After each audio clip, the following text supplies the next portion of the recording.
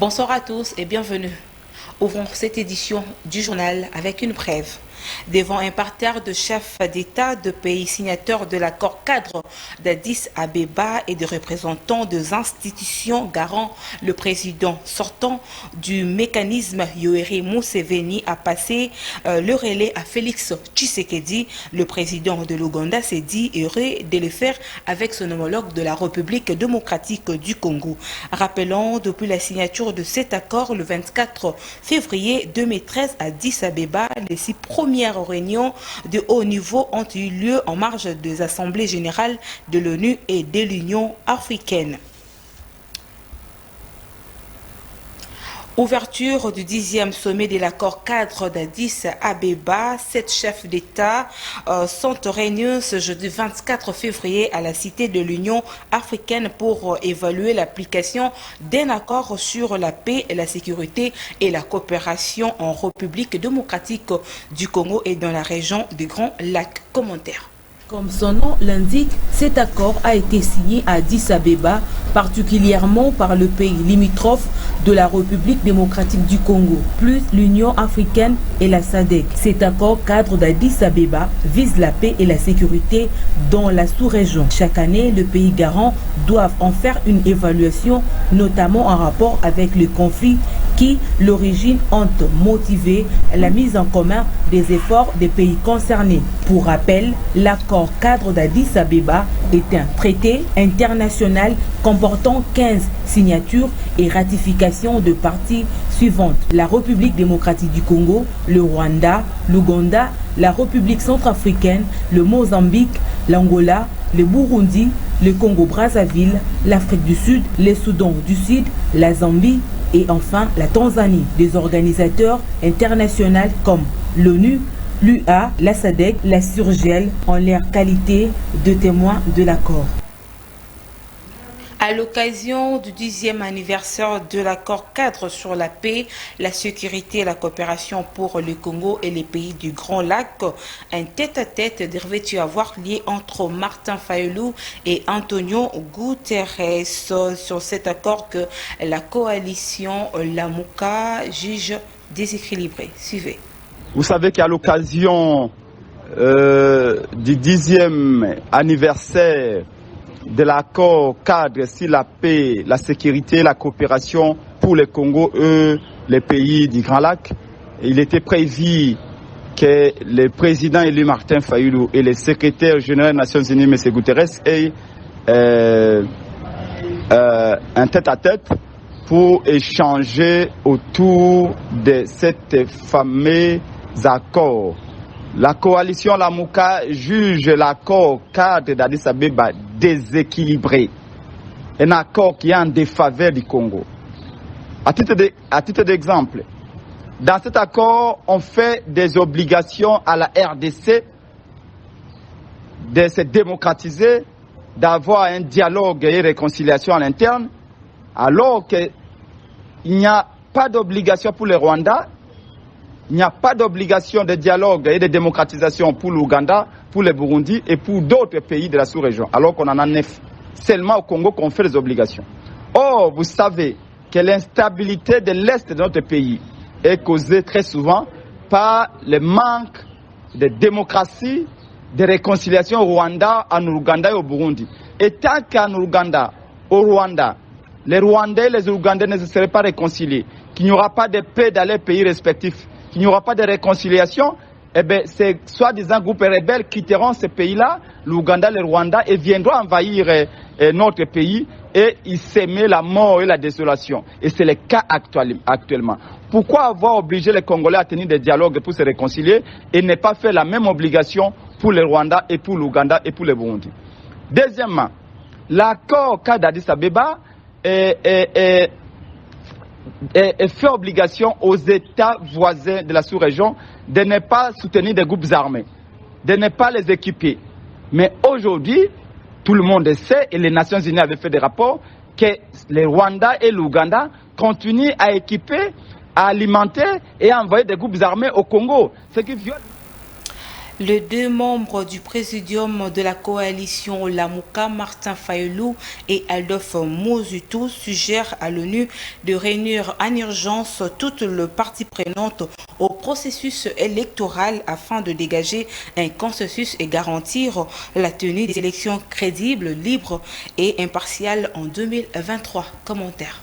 Le monde entier sait que le résultat annoncé des élections organisées en République démocratique du Congo en 2018 n'ont pas reflété la vérité des urnes ni les aspirations démocratiques du peuple congolais. Aujourd'hui, au moment où la RDC se prépare pour les cycles électoraux de 2023, nous sollicitons de l'ONU qu'elle mène de toute urgence la mission de bons offices avec toutes les parties prenantes, y compris les acteurs de la société civile, pour garantir la tenue des élections libres, justes, impartiales et crédibles en 2023, ont-ils écrit au secrétaire général de l'ONU. Martin Fayulu et Adolphe Mozutu font remarquer à Antonio Guterres que le peuple congolais mérite que sa voix soit enfin entendue, car proviennent-ils aussi longtemps que sa volonté politique sera différée ou lui sera refusée, la probabilité d'une instabilité additionnelle et des violences potentielles pour la RDC et la région sera élevée.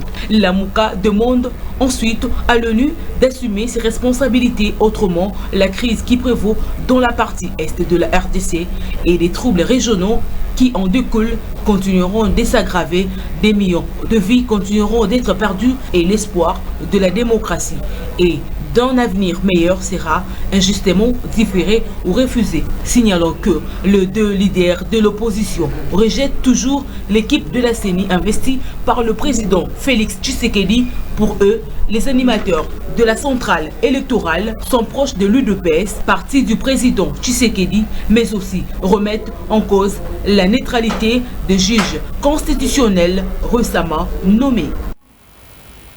Pour les raisons financières et d'inclusivité, la CENI a reporté les élections de gouverneurs vice-gouverneurs de 14 provinces à problème au mois de mai prochain. Commentaire de Philippe Voupi. Dans sa décision numéro 005/CNI/2022, la centrale électorale annonce le report des élections de gouverneurs et vice-gouverneurs dans 14 provinces à problème. Ces reports est motivé par manque d'inclusivité suite à la déclaration du FCC Mosaïque qui a rejeté la liste de candidats confectionnée par Augustin Kabouya et Baat Lukwebo, tous de l'Union sacrée. Et une autre raison de ces reports est l'attente de finalisation des procédures de dérogation de décaissement conformément aux injonctions de la Banque centrale du Congo. Cependant, la CENI a décidé de repousser ces élections au 6 mai prochain dans toutes les 14 provinces concernées, à savoir Baouélé, Lomami, Ituri, Kasaï central,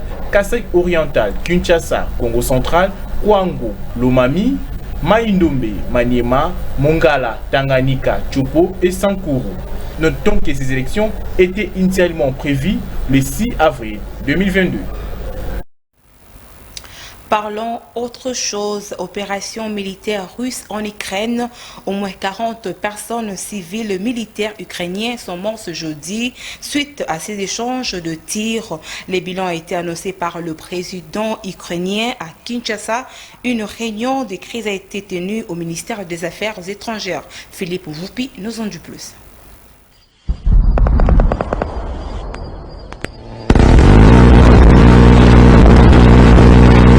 Les bilans s'alourdissent déjà dans les affrontements militaires entre l'armée ukrainienne et l'armée russe, appui des combattants séparatistes de l'Est de la région des Donbass en Ukraine. Le président ukrainien a annoncé ce jeudi la mort de 40 personnes civiles et militaires ukrainiens suite à ces affrontements qui ont débuté mercredi dernier. En revanche, l'armée ukrainienne a tué une cinquantaine d'occupants russes. La population de l'Ukraine et les ressortissants de plusieurs pays pris par la peur quittent le pays en masse le matin de ce jeudi. Le président russe Vladimir Poutine, dans un discours, a mis en garde quiconque qui ferait entrave aux opérations de son armée sous peine d'une attaque avec conséquences précédentes. Du côté de l'Europe, en Kyiv, le Conseil de l'Europe condamne fermement l'attaque militaire russe. À Kinshasa, le porte-parole du gouvernement de la République démocratique du Congo, Patrick Mouyaya, a annoncé la tenue d'une réunion de crise au ministère des Affaires étrangères concernant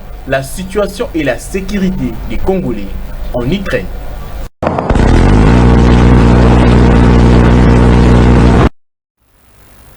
Est de la République démocratique du Congo, les déplacés s'interrogent.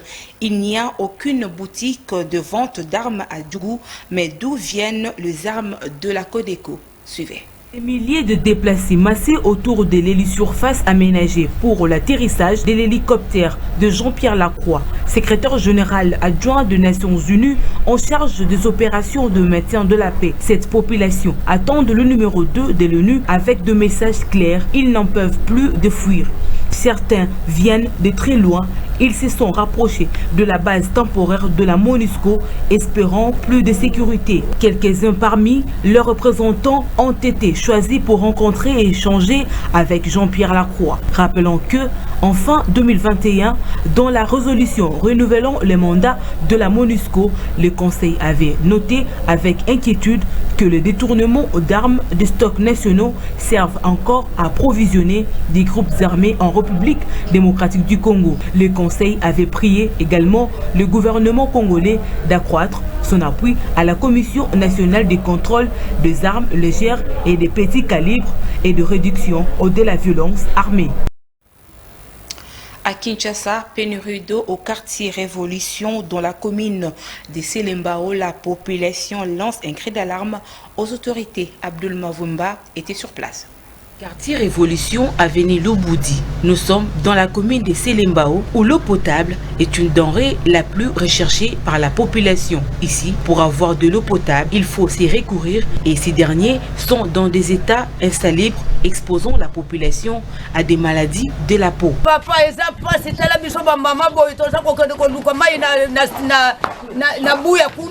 toza kokoka te papa bamikonzi batinda biso mai biso bamama boye mikongo pasi natindi malobe pa papa fati bamama biso na Selembao toza kolela aya kotiela biso bamai biso toza koyoka pasi biso toza bamama tinda biso mai papa tozala mboka abo tozala bisasa tolembi so nazangi mbongo na omela mai te bana bamela mai libulu boye oyo vi papa est-ce que oyo vi tana ebela bapine kosobola na mayo ka kosobola onzoto mukusa kwaka si soto tali kutu kuwa une semaine yango awa donela mulili on est capitalité capitale on boye. Les autorités de ces secteurs sont interpellées car l'eau c'est la vie, dit-on.